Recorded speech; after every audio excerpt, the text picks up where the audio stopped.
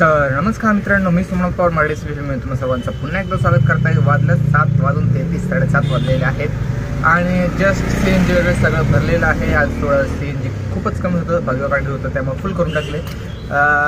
300 रुपये फुल झालेलं आहे। आज टार्गेट आहे 1700चं आणि जर 1700 लवकर झाली काल तारखेला, जर लांब असेल तर 2000 करायला काही हरकत नाही आणि कन्व्हिन्स करायच लागेल प्रत्येकाला, कारण भाऊ आपलाच फायदा आहे। आपण कशाला स्वतःचं नुकसान करून घ्यायचं, मी तर नसते करून घेत आपण नुकसान यायचं तर या नाही तर राहू द्या। प्रेमाने समजून सांगा 3-4 गोष्टी त्यांचं त्यात बेनिफिट आहे जे तुम्हाला कालच्या ह्याच्यात सांगितले, पण तरी बी नसेल तर मी काय करू शकतो। दुसरं बघायचं, ऑर्डर भरपूर आहेत, काही प्रॉब्लेम नाही आहे। पडेल ती ऑर्डर घ्यायची, आता बघूया पहिली ऑर्डर कधी पडते का नाही, आय होप एखादी मोठी। तर फायनली मित्रांनो पहिली ऑर्डर पडली, ड्रॉप झाली। पहिली ऑर्डर पडलेली आपल्याला जिथं थांबलेलं तिथनंच आणि ड्रॉप करायचं धायरी फाट्याला उबेरला दाखवत होते 90 रुपये, पण मीटरने झाले 100 रुपये आणि कस्टमरने कॅश दिले। सुरुवात झाली भावाने झाली, भाऊ जयशंकर। तर श्री गणेश झालेले आहे, तर चला सुरुवात चांगली झालेली।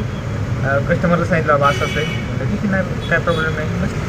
लोक कन्व्हिन्स होतात, करणारा पाहिजे। एखादं असतात 100तला मला बेकाल एखादं भेटलेलं शेवटला नाही म्हटलं, पण त्याच्या अगोदर बी नाही म्हटलं, पण त्याला कन्व्हिन्स केला। शेवटी त्याला ऑप्शन नव्हतं म्हणून, पण जाताना शेवटी टॉफीज दिली नाही आपल्याला, म्हणजे 2 चॉकलेट दिले नाही। म्हणजे आपली ड्रायव्हिंग चांगली, स्किल चांगली, आपली बोलणे चांगले, त्यामुळं लोक कन्व्हिन्स होतात। त्यांना सांगा बाबा की पाऊस पडणार आहे, आता पाऊस सुरू होणार आहे, असं तसं त्यात सर्च तुम्हाला नाही का हाय डिमांड तुमचेच पैसे वाढतील, त्यात मी तुम्हाला आम्ही तेवढ्याच दारात नाही जे मीटर लावतील तेवढ्याच तुमचंच फायदा म्हणायचं, घेऊन जायचं, होऊन जातं, काय विषय नाही।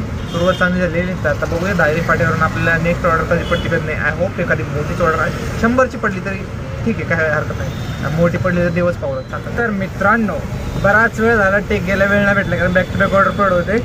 वाजल्यात 12:35 12:30 झाल्यात आणि टोटल 1300 रुपये अर्निंग झाली। हे खूप मोठी गोष्ट आहे की आपले 12पर्यंत टार्गेट 6000 एक हो, पण 1300 झाल्यात म्हणल्यावर 300 रुपये जास्त झाले, चांगली गोष्ट आहे। तर आता मी जेवणाचं बघणार, मी आता वाकडेवाडी स्टँडची इथे आहे, बघू शकता।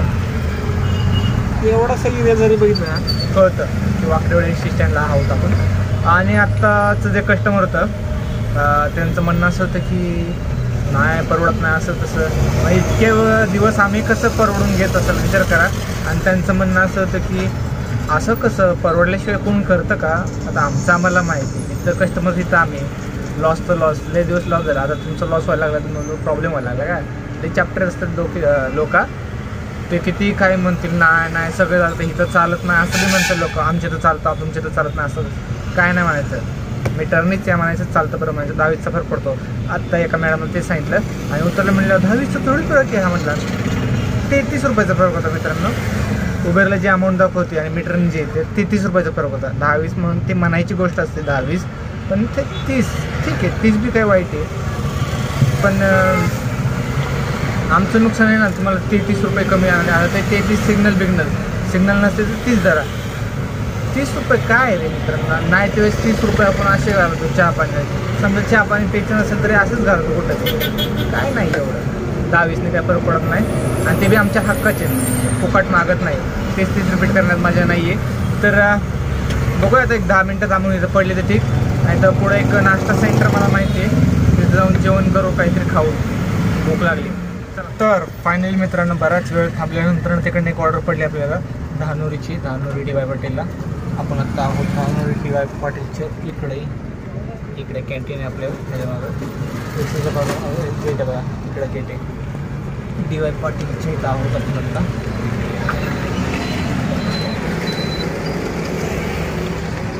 आणि आत्ता मीटरने आलो आपण, उबेरला दाखवते 215 रुपये, मीटरने आले 260 काहीतरी। तर बघितलं किती फरक पडतो, 40-50 रुपयाचा फरक पडला इथं।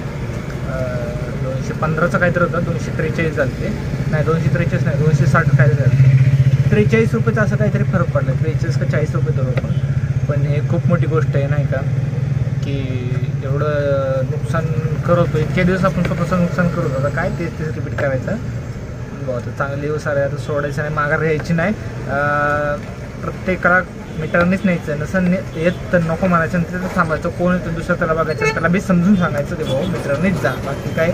मी मुद्दा म्हणून आता बंद केलं आहे, 1:36 झालेत, कारण जेवायचं भाऊ मला पोट आहे, भूक लागली, मगाचीच भूक लागलेली, तरी म्हणलं मोठी ऑर्डर पडली म्हणून गपकी सुचरली ऑलरेडी, कारण माझ्याकडून 2 मिस झाले त्यामुळे म्हणलं आता 3री मिस होऊन देणार नाही.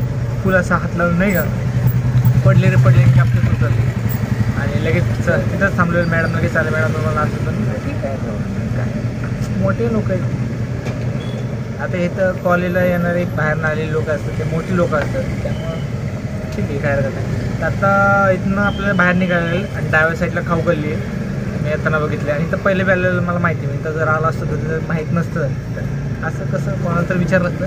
तिथं एक छोटंसं हॉटेल आहे पण तिथं काही खाण्यासारखं दिसत नाही. बाहेरच जायला चौकात मला तिथं जेवतो आणि भेटूयात जेवणानंतर. म्हणजे टोटल आत्तापर्यंत बघायला गेलं तर मला वाटतं 1560 काय ते असेल 1600 जरा म्हणजे आजचं टार्गेटला अजून 100-150 रुपये कमी. टार्गेट नाही झालं अजून कमी काय हरकत नाही. 150 रुपये होऊन जाईल काय विषय नाही. तर 2000 करण्याचा प्रयत्न पहिले आपलं 1700 करू मग पुढचं बघू आहे ना.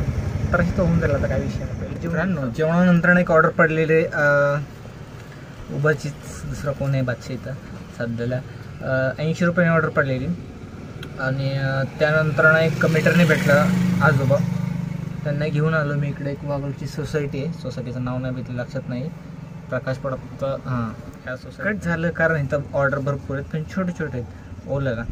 पण आपल्याला आता डायरेक्ट घराकडे पाहिजे कारण थकलेले वाजलं तर 3:11 आणि आपलं टार्गेट जे आहे ते टार्गेट कंप्लीट झालेले आहे. टार्गेटच्यावर 100 रुपये झालेले आहेत. 100ला 25 रुपये कमी आहेत. 40-50 रुपयाची ऑर्डर नको मला आता थकलो मी. आता मला मोठी ऑर्डर पाहिजे डायरेक्ट घरी. स्टेशन वगैरे इथनं पडतं मला माहिती त्यामुळे तर मी स्टेशन असलेलं थांबणार आहे. 1800 रुपये झाले आहेत. टार्गेट आपलं 1700चं 1700 प्लसच झालेलं आहे. 1800 रुपये जास्त झाले चांगली गोष्ट आहे. तर आत्ताचा किस्सा असा आहे की ते कस्टमर होते आजोबा 115 रुपये झाले त्यांनी मला म्हणले 100च होतं तिथवर नाही का असं तसं तुझं मीटर जास्त होते. तर ते रड गाणं ते काही लोकांचं असतं नाही का जुन्या लोकांचं. तर त्यांचं असं म्हणणं असतं की आमच्या काळात आम्ही एवढं द्यायचं तेवढं द्यायचं तुमचं काय सोडा आता इथं महागाई वाढली ते बघा म्हणलं तुम्ही गुगलला सर्च करू शकता. म्हणलं बघ गुगलला किती होतं आहे. आता गुगलला कुठनं बघू किलोमीटर 17ने कॅल्क्युलेट कर म्हणलं 7-8 किलोमीटरचे काय होतं किती वेळा थांबलो ते बघा म्हणलं. बरं ठीक आहे म्हणलं 100 घे 90 होते म्हणलं 100 घे चल कसं म्हणते वरचे 15 रुपये नाही म्हणलं. नाही म्हणलं वरनं तुम्ही ज्याच्याकडे राहता म्हणलं तुमच्याकडे कोणाकडे आला असेल तुमचे नातेवाईक त्यांना बोलवा म्हटलं त्यांच्याकडून घेऊन ये म्हटलं. हे लोक नाटकी करतात बरं का.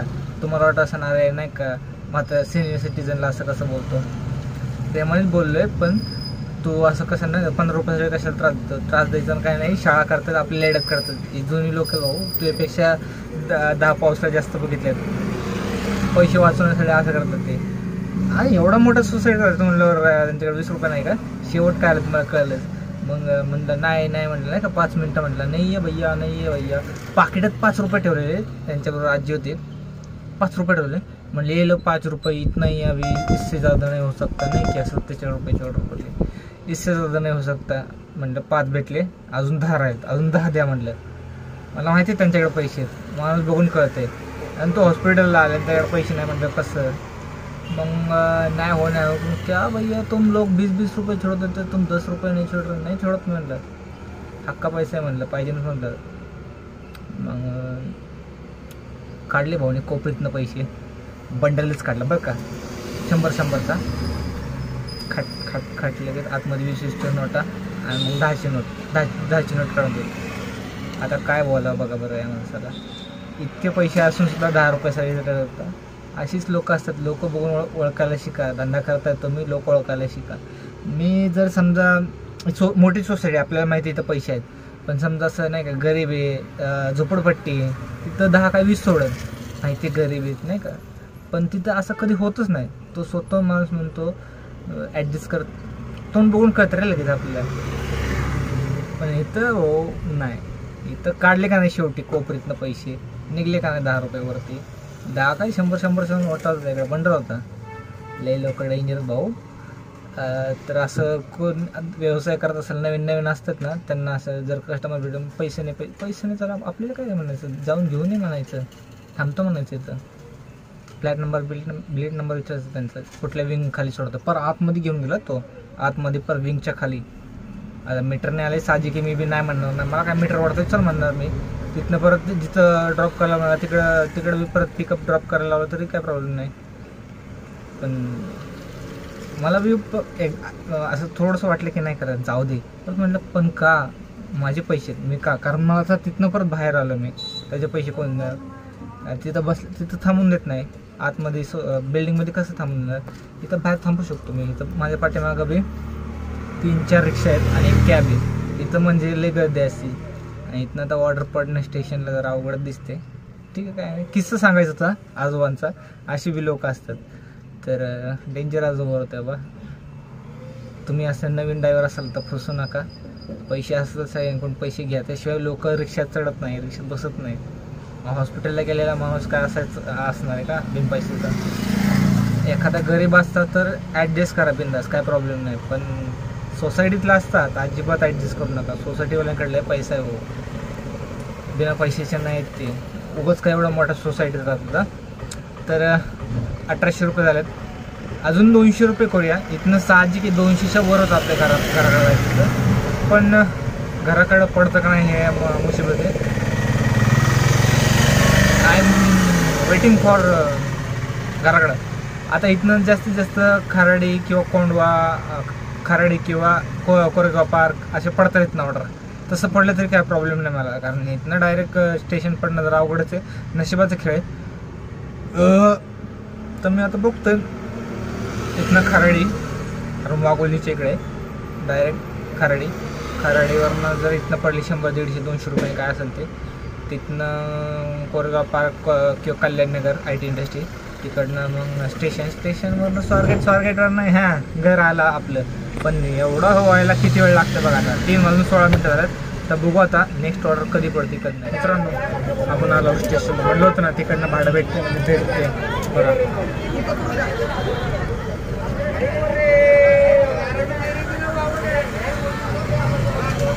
स्टेशनला भाडं पडतं बघा, काही विषय नाही. आता इथनं घराकडं पडतं का नाही काय माहिती. वाजल्यात 4:25. बघू स्वारगेटला भेटते.